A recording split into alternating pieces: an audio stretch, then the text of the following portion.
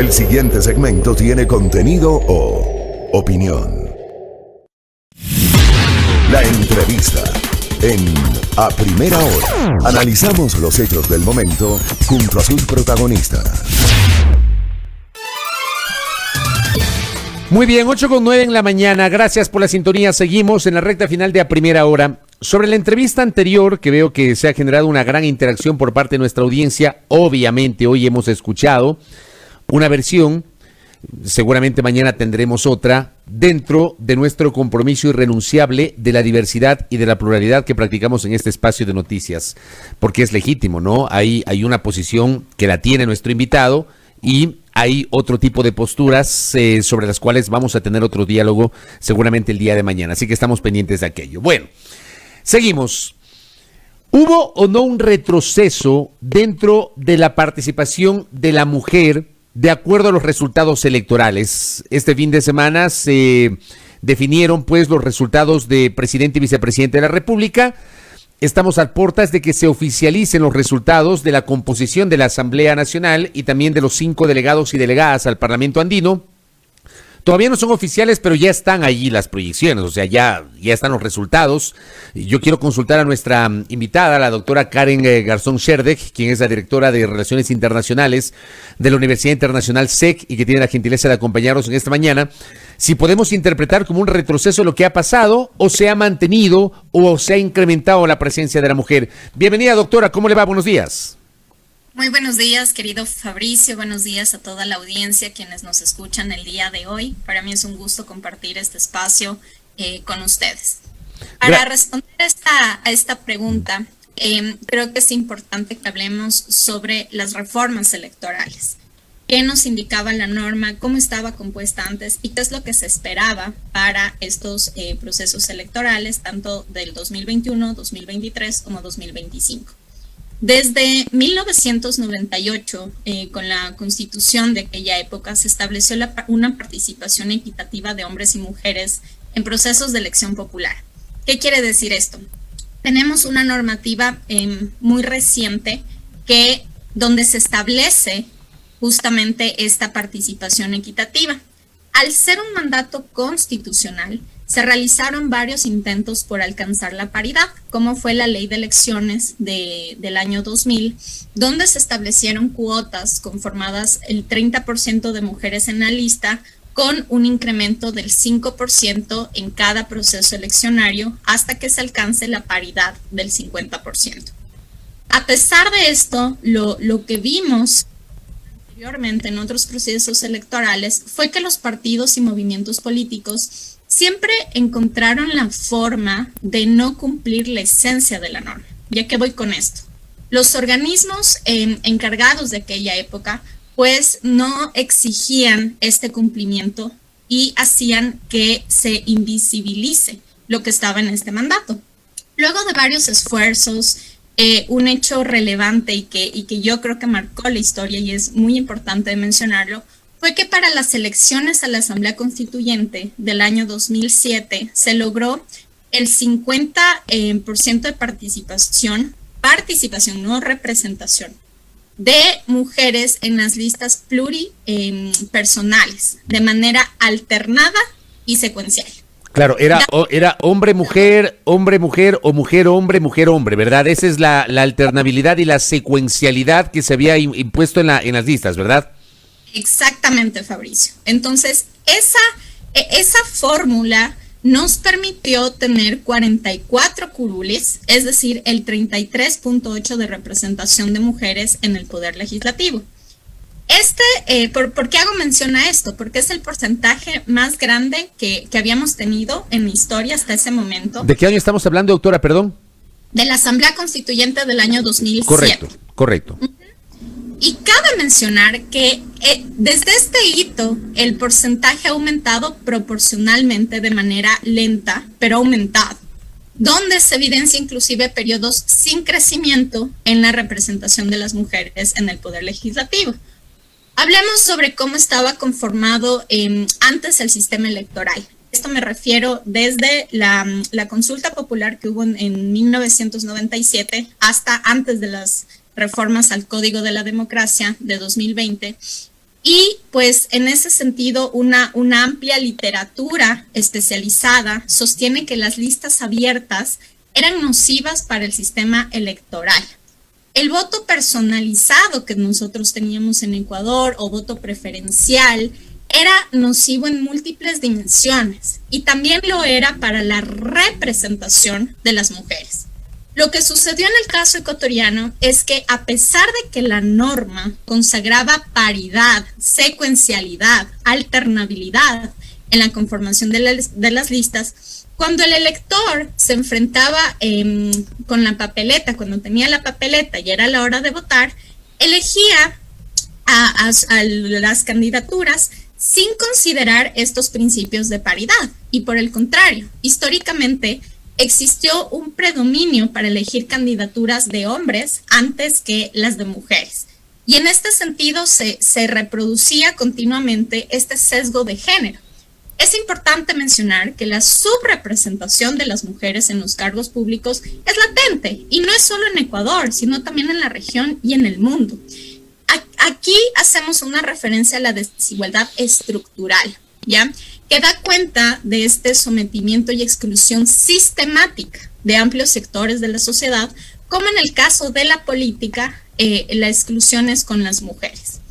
Se dice que tradicionalmente, y es cierto que tradicionalmente la política ha sido cosa de hombres, pero eso es justamente lo que tenemos que derribar.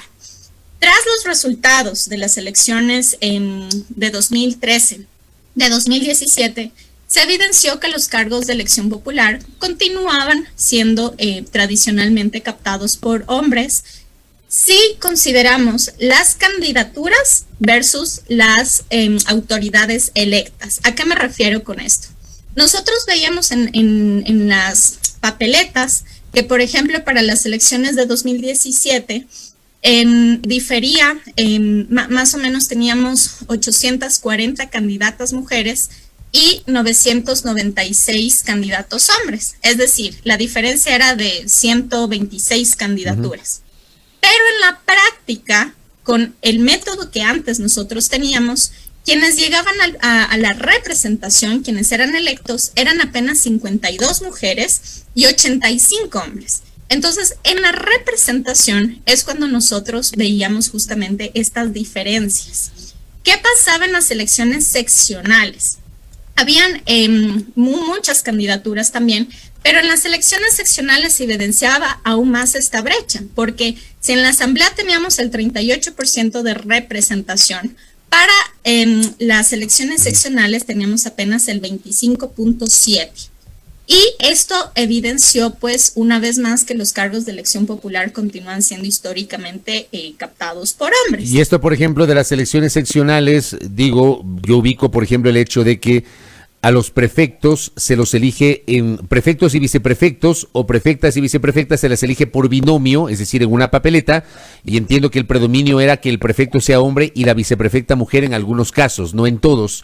Y en el caso de los alcaldes hombres o candidatos a alcaldes hombres eran más que las candidatas mujeres alcaldesas, doctora. Exactamente, Fabricio. Entonces, estos resultados, y ya voy a hacer mención a lo que tú acertadamente mencionas, estos resultados no solo reflejan factores como el machismo y la discriminación predominante en la cultura social y política ecuatoriana, sino los obstáculos relativos al propio diseño del sistema electoral, como es el caso de las circunscripciones impares. Y aquí viene lo que comentábamos, donde el encabezamiento de la lista es un elemento fundamental. Y a pesar de tener la alternabilidad, la secuencialidad que hablábamos, lo que hacían las circunscripciones impares era colocar a el candidato hombre encabezando la lista, y por supuesto que daba la fórmula hombre-mujer, hombre-mujer, hombre. Y bueno, esto de la naturaleza del sistema electoral. Pero hagamos referencia, antes de irnos a las reformas actuales, a lo que tú mencionabas. Es muy importante que desde los partidos políticos, movimientos y partidos políticos, se entienda la esencia de la norma y se busque cumplir esta norma. No simplemente porque me dice la norma y tengo que llenar con mujeres las listas, al contrario, es muy importante la capacitación por parte de los partidos y movimientos políticos, que se comprenda la importancia de contar con esta paridad, que se formen cuadros políticos y también que los partidos políticos estén liderados por lideresas, por mujeres que estén en la política. Un poco para volver a las reformas, en lo que fue febrero de 2020, se planteaba justamente una reforma al artículo que habla sobre paridad, donde se establece garantizar el 50% de la paridad e inclusión generacional para la candidatura de las mujeres a las elecciones unipersonales y pluripersonales con un criterio de progresividad. ¿Qué quiere decir esto? Y esto es muy importante para poder responder tu pregunta, la que me planteaste inicialmente. Se estableció que para 2021 se tenía previsto contar con la participación del 15% de mujeres en el encabezamiento de las listas. Para el 2023, el encabezamiento debe ser del 30%. Y en el 2025 del 50%. ¿Qué nos traduce esta norma? Que actualmente, como estamos en 2021 y se buscaba el encabezamiento del 15%, lo que podemos hacer es un análisis parcial de los resultados. ¿Por qué? Porque tendríamos que hacer otra evaluación para el año 2023 con las seccionales, que como yo les comentaba, ha tenido históricamente un porcentaje bajo de representación, más bajo que en el legislativo, y tendríamos que hacer otro análisis para el año 2025 para ver si efectivamente logró incrementarse esta fórmula. Ahora, con esto no quiero decir que estuvo mal planteado desde el inicio por parte de los mismos partidos y movimientos políticos de la Asamblea Nacional, porque todos sabemos que cuando se aprobó la norma, cuando se estaba debatiendo la norma, los partidos dijeron que no tenían candidaturas mujeres para poder lograr un encabezamiento mayor. Entonces, ese creo yo que fue el principal obstáculo que tuvo la norma. Y yo leí hace un par de semanas un informe donde nosotros tuvimos en las anteriores elecciones una participación del 18%. Entonces, limitarlo para estas elecciones al 15%, pues sí fue, por así decirlo, un retroceso, pero no quiero que se malinterprete en que la propuesta es un retroceso, porque no lo es. Efectivamente se requiere, a nivel mundial se están teniendo importantes avances en cuanto a lo que es las cuotas de paridad, porque es muy importante tener estas cuotas. Entonces no podemos quitarlo, no podemos hacerlo de menos, al contrario, hay que robustecerlo. Pero al robustecerlo, necesitamos la voluntad política también de estos partidos y movimientos políticos. En términos cuantitativos, ¿cómo está la proyección antes de la presentación de los resultados oficiales preliminares por parte del CNE? ¿Cuántas mujeres integrarán la asamblea de 137 parlamentarios? Tenemos, los últimos datos que yo vi eran 53 mujeres y tenemos que en el año 2013 fueron justamente 53 mujeres. Para el año 2017 fueron 52 de los resultados. Porque, claro, pasaron algunas. Claro, luego hay, claro, exacto. Hubo legisladores que renunciaron o hubo legisladores destituidos y reemplazados por mujeres. Eso se dio, ¿no? Exactamente. Entonces, yo me refiero justamente a la elección. Ajá, los resultados electorales. Y hoy por hoy, hasta las últimas cifras que yo vi eran 53. Entonces vemos que se ha mantenido desde 2013, es una constante, 52, 53. Pero lo que sí se prevé es que para el 2025 esto aumente. ¿Y por qué aumentaría? Porque ya no estamos hablando de listas abiertas, sino estamos hablando de listas cerradas.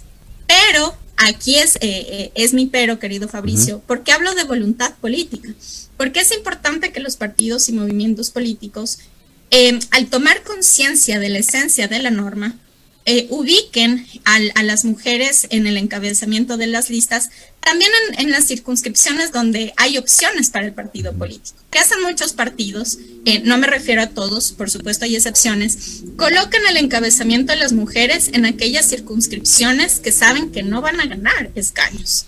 Entonces, echa la ley, echa la trampa prácticamente. Lo que se requiere es esta voluntad política, este compromiso de los partidos y movimientos políticos. Y algo muy importante también, se hizo una reforma electoral, se hizo una reforma al sistema electoral. Pero ahora lo que nosotros necesitamos es hacer una reforma al sistema de partidos. ¿Por qué? Tenemos 286 partidos y movimientos políticos. Y en ese sentido, pues es muy importante que se haga esta reforma también. Y no quiero, en los pocos minutos que nos quedan de entrevista, no quiero dejar de mencionar al papel de las mujeres, porque tenemos legisladoras, mujeres que realmente hemos visto toda su vida, que han tenido una carrera política, por ejemplo, Vilma Andrade de la Izquierda Democrática, Patricia Sánchez de Pachacutic, entre otras, que no quiero dejar de mencionar. Y es muy importante que se haga este esfuerzo por parte de los partidos y movimientos políticos para que las mujeres hagan una carrera política. Pero ahí, por ejemplo, no sé cuál es su criterio, yo lo he expresado públicamente.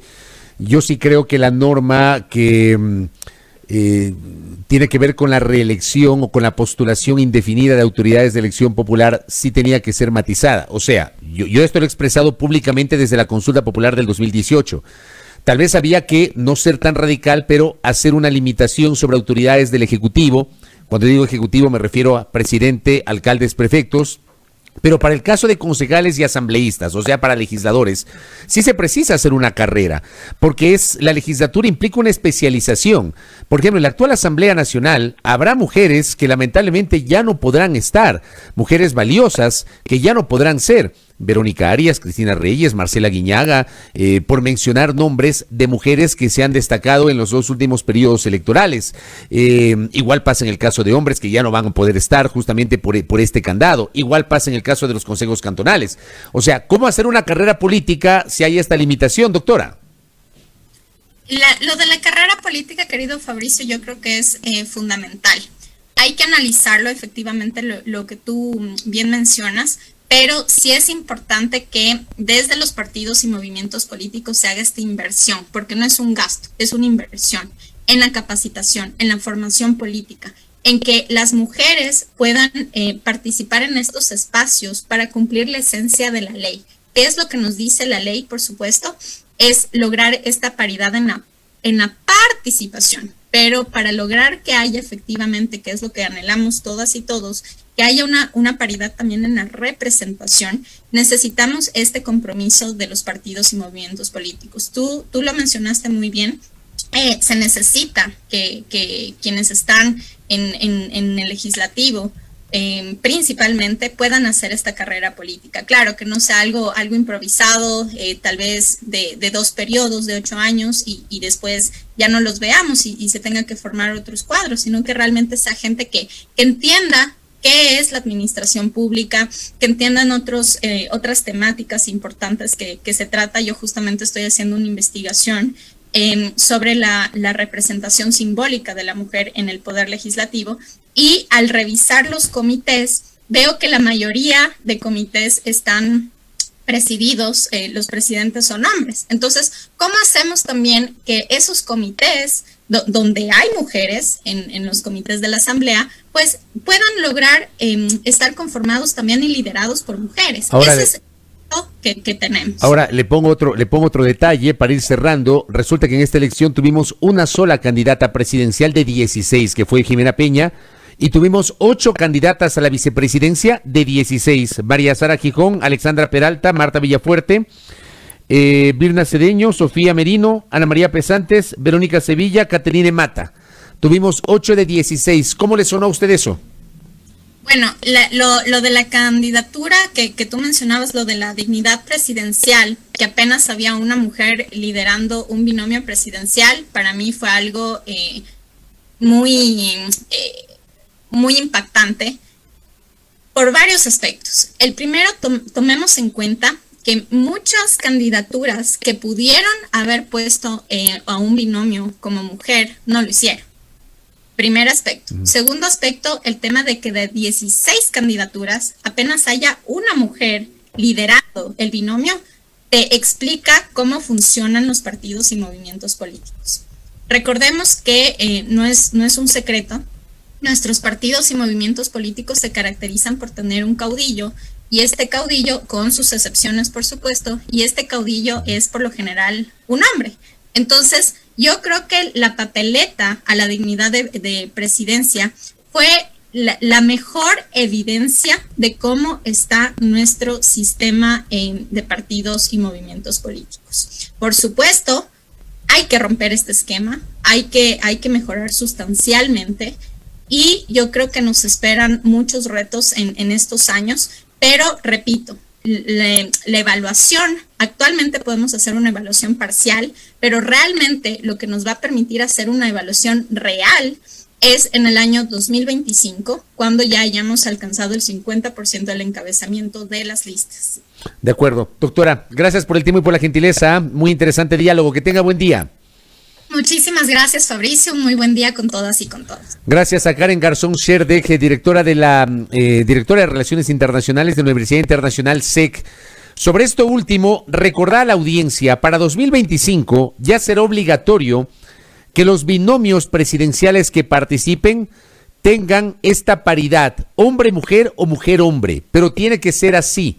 Ya no va a haber esta discrecionalidad que se manejó en esta papeleta enorme, inédita que tuvimos y que estoy convencido no se volverá a repetir. Eso también tiene que analizar la clase política ecuatoriana. 16 binomios, de los cuales 4 concentraron el 88% de la votación y 12 apenas el 12% de la votación. Un candidato que sacó 3 millones de votos versus a uno que obtuvo apenas 17,000. O sea, esto tiene que ser analizado.